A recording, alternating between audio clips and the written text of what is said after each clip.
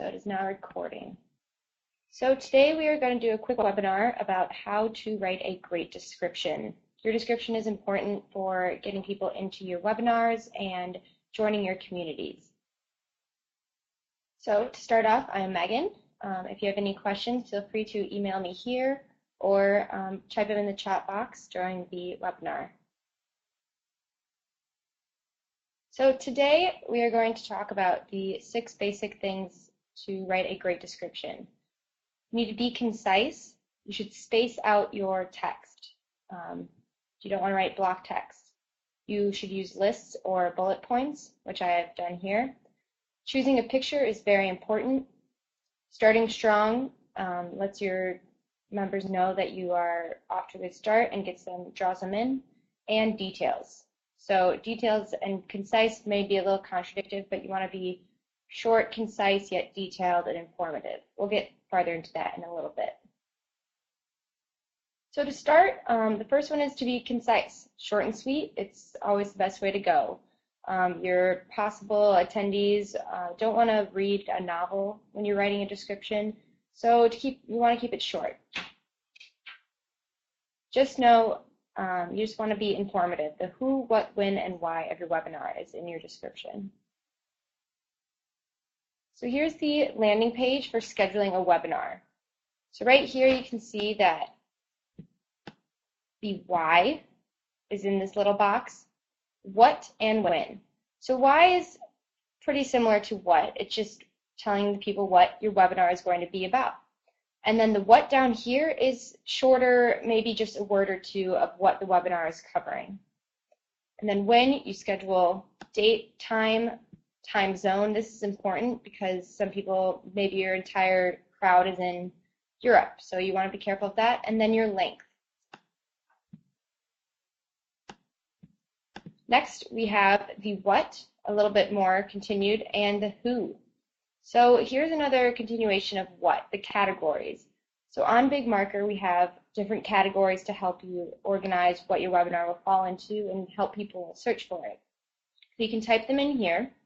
And then who is who's hosting it.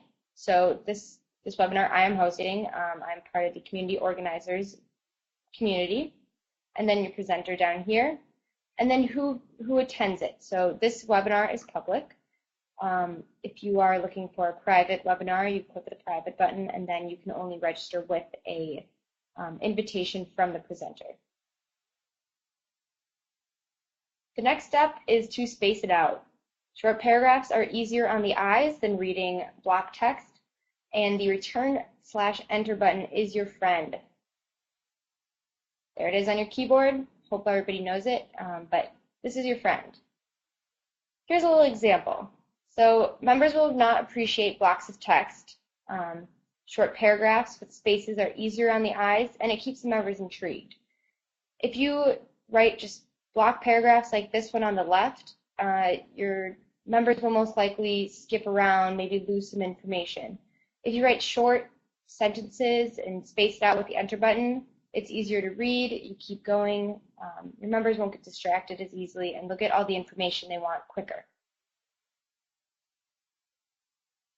Going off spacing it out, this is a great way to do this. Bullet points help tremendously, and lists, like I said, spacing out shorter paragraphs is the best way to write a great description. So using lists to easily explain information, like I said, it's easier to read, you get more information in a shorter time, and it helps you focus on the agenda topics. So on Big Marker, our system kind of does this for you. When you type in what you're covering, like I said, just a short few words about each topic you want to cover. So this is for another webinar that I'll be hosting soon. So here are 4 quick topics that I'm covering. And when your webinar is actually created, it looks like this. So these are the same topics that I wrote in the other one, and Big Marker, the technology, automatically puts them in bullet points. This way, your audience will be able to see what you're covering and know exactly what you will be talking about in the webinar. And above, like I said earlier, there are shorter paragraphs. As you can see, there are enters between each one.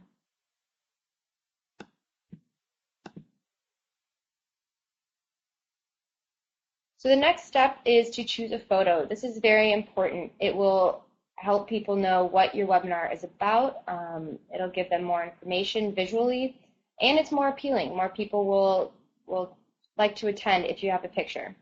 So when choosing, you want it to be related to the topic. And a good start is your organization logo. So your community page has a logo, which then appears on every webinar that you create, in addition to the webinar photo. So here's a quick example. I blocked out the names for privacy, but here's a webinar on the left that did not choose a photo. So BigMarker has implemented a standard one. And here's the community logo, which I was talking about earlier. Again, they did not put in a community logo, so it automatically just puts in this little global sign. On the right, this is a webinar coming up talking about the future of BigMarker and our new platform. So we have a picture, interesting, soar into the future. It gives you a little explanation about what the webinar is going to be. And then down here you can see who is hosting it, BigMarker. That is our community logo. So just visually more appealing. It'll get more people to click on your webinar, and then which will hopefully lead into people registering for it and attending. All right, the next step is to start strong. The first sentence is very important. You want to draw your guests in. They should know exactly what you're going to be talking about in the webinar in your first sentence. So the description for this one, my first sentence was, first impressions are truly the most important, which is exactly what I'm talking about. Your description is your first impression in your webinar.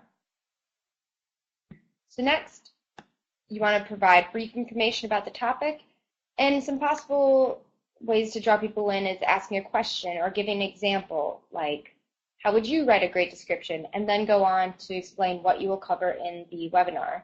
Writing a great description includes blah, blah, blah. And you just want to be able to draw them in. Again, you don't want them to have to sift through all your words to find out what you're talking about. Start strong and you'll make a great impression on your audience. And last but not least, details. Being very informative is the most important part of writing a description. Your description is describing what you're going to cover, so you need to include all your details. Like I said in the first slide, your description is the who, what, when, and why. So this is just where you will write all your information, and you need to do this in the shortest amount possible, so that is where details come in. So here are some examples I wrote that you could include in your description. Who would be interested in this event? Maybe you're writing about how to write a great description. You would want to say that people starting off webinars are great for this webinar and they should join. Or what should guests expect? This is where you can write the topics being covered in the webinar and why you should join this event. These are just some examples. Don't have to use them. They're just good ways to start off where you should focus on your details. So here's a quick little recap. Like I said, this webinar is short. I mean, writing a description should be fairly easy. It's just good to keep in mind the 6 things that we talked about today. So being concise, shorter, and sweet. People don't want to sift through all your words, so keep it concise. Spacing it out goes with being concise. You don't want to block text. Paragraphs makes it a lot easier on the eyes, easier to read, which then goes into using lists. Bullet points, like entering between paragraphs, is much easier to read than a block text. Choosing a picture is, again, very important. Although it's not directly related to your description, it is your visual description, so say. You want to remember to keep it related to your topic that you're covering or the organization in which you are hosting your webinar from. This will give people information just by seeing your webinar picture on the homepage. Starting strong, draw your audience in. Your first sentence is your first impression, just as your description is your first impression of your webinar. You want to draw your members in and hopefully get them to click the link so that they will then sign up for your webinar and attend. Details. who, what, when, and why. This is the most important part, and as I showed in the earlier slide, it's laid out pretty easily so that it's easy to follow, and you just have to enter your information. Just remember to be concise about your details. Now that was it. I'm going to open up the floor for any questions you would have. I'm going to share your audio, so feel free to talk through that, or you can text in the chat box.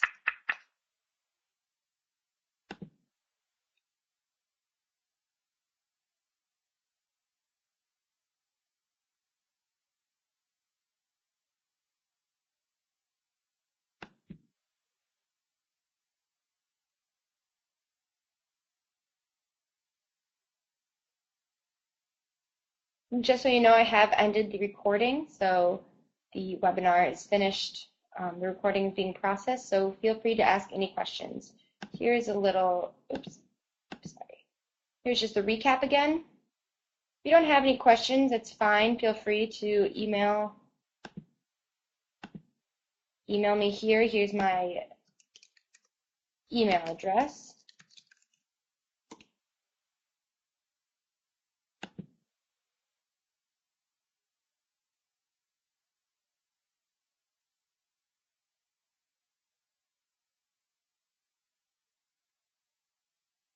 All right, well, if you don't have any questions, just have one more announcement. This is a little save the date announcement. We have a very important and special webinar coming up. David Bowie is an exhibit that is going to be opening in September. Oh no, I'm sorry. It is opening I'm sorry. Yes, it's opening in late September. It is going to be at the Museum of Contemporary Art, and it is going to be very special. Elena Grotto, the Media Relations Manager at MCA, has agreed to host a webinar with us explaining what is this exhibit going to be about. It's going to be a little preview of the exhibit, discuss the impact of it being in Chicago, and then have a question and answer portion of the webinar. So if you would like to sign up for this, it would be great. It is on our homepage, and I'll post the link in here.